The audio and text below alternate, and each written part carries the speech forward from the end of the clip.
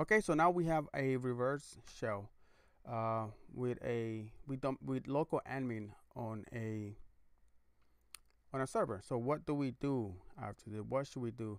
Well, what you should do first is we need to go ahead and delete that the track. So we need to go ahead and try to delete that file, that payload that we uploaded, because now that service that we took over, it won't work. So that website that they're running with the Abby server is gonna stop working. So the first thing that I like to do, or one of the first things that I like to do, is I need to go ahead and delete my tracks. So if we do a CD um, in here, then we do the dir, and we want to go a CD to the program files. I believe that's where it is. So CD, you want to put it in quotes, otherwise, because we have a space in here. Awesome. dir, and here it is, CD dir, and here is our payload. So we want to go ahead and remove that because we want to get rid of all the tracks that we have in here. I don't want them to find that. So let's go ahead and do rm. Rm is not del.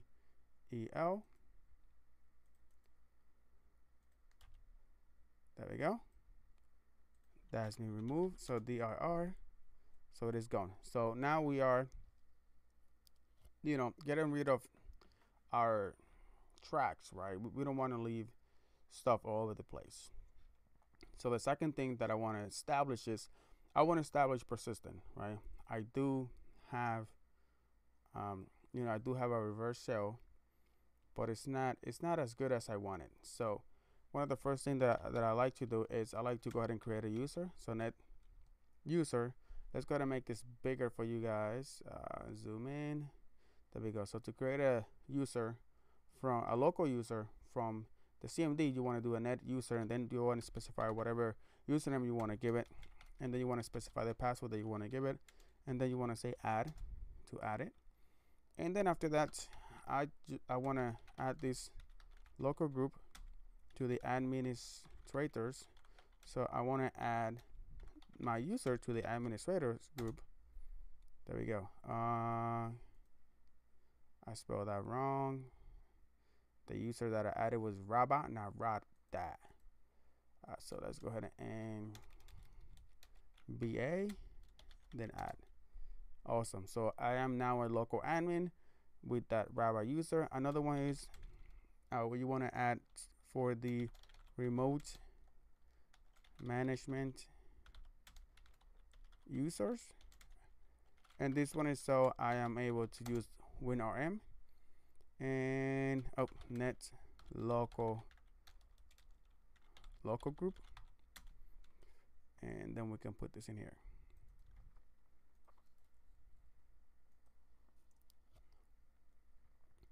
Awesome. So there we go, completed. So now I have some persistent. Now I have a user in there that I can use. So now what I like to do is I want to go ahead and go to Empire, and from Empire, let's see what we can do. From Empire, do I want to get a shell from here? I don't really need this anymore because I am a local admin, and I won't need this anymore, right? Before I do that, because you never know, let's go ahead and test my user, the user that I just created, and see if I'm able to get with this user, evo winrm. Always test before, whenever you have a shell and you create a user, always test the user to see if you're able to do whatever you want. Because if it doesn't work, and if you got rid of the shell, then you're toasted. So not capital I 192 168.1.55. There we go, establishing connection to remote endpoint. So we want to make sure that this user over here works. It should work. So I added him to the administrators and also to the remote management users, right? Successfully to the remote management users. And there we go. So this one works. Okay, so that's good. So now, we don't need this reverse shell anymore. We can get rid of it because this one is also stopping the Avis web server, and we just want to go ahead and exit out of here so they don't think that something's going on, right? That's what you want to do. So now we do have access to the Raba user, and that user has local admin access. So therefore, what can you do from here? Well, we can just go ahead and go in here in Empire, and we want to establish, we want to zoom in, and we want to go to the listeners. I'll use listeners, HTTP, and let's go ahead and go info. I want to set the name to Raba. Let's just say Raba student for that student server, and the host is fine. The ports set. We want to set the ports 24449. That's good. Then you want to go ahead and execute that bad boy. And also, after you execute it, you want to go use, what is it? Use stager. Okay, but you have to go back first. You need to get out of that listener, and you want to use stager, because we are going to use a stager, and it's going to be the Windows launcher bats file, and we are going to use, or we want to set the listener to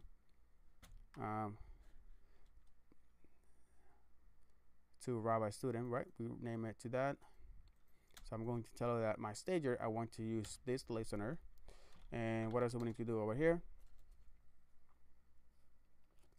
I think that's it, right? I also want to go into the I want to do sudo. I want to do a root over here, and I want to seed into the temp directory and remove launcher .bat unless it's not in there. There's nothing in there. Okay, cool.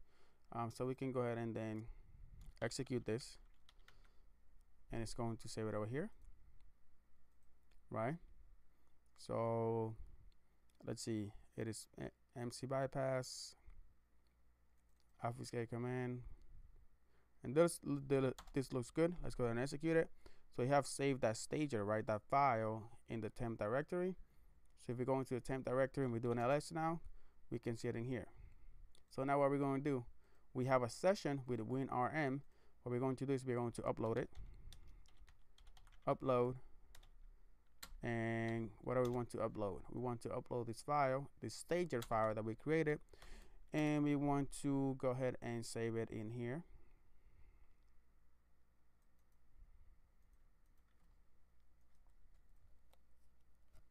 And we are going to call it launcher.bat. Uploading launcher.bat. Successful. And also, just telling you something, since we have done this before, one of the things, whenever you get a local admin access, if you haven't disabled the firewall and disabled the antivirus, those are the first two things that you want to do. Because I've done it before on previous video, I'm not really doing it again. So that's something that you really want to keep in mind. So after you get admin access, you want to remove, or at least what you want to do is you want to exclude. You want to create a folder and then exclude that folder from being scanned with the antivirus, and that should be enough. So that way you don't have to disable the antivirus. Okay, that's another way to do it, or a better way, a cleaner way to do it, because sometimes companies have alerts. So whenever their let's say Defender goes down, or whatever antivirus they're using goes down, they might get an alert, and then they're gonna come here and see that somebody has hacked your server. So something better to do. Okay, so here we go. Here it is, the launcher. So what do we want to do? This one has been executed. Let's go ahead and go back, and now what we're going to do is we are going to get a reverse shell with the Raba user, which is a local admin user. So if we do go to this location and execute it, we should get a reverse shell to Empire. We should. And there it is. Sending PowerShell stager 1 to 192.168.1.55. New agent. That is the name of the agent. We want to rename that agent. Checked in. Awesome. Let's go ahead and jump to the agents menu. Here we go. So we want to rename Z to Raba on the student server. Student. Okay. Info. Can we do info list? There we go. So here it is. Raba stud. Okay. So awesome. So now what can you do? You want to interact with that Raba student agent, and if you do who am I, that's going to send a task, and we should be getting that we are a student. In the student server, we are the Raba user.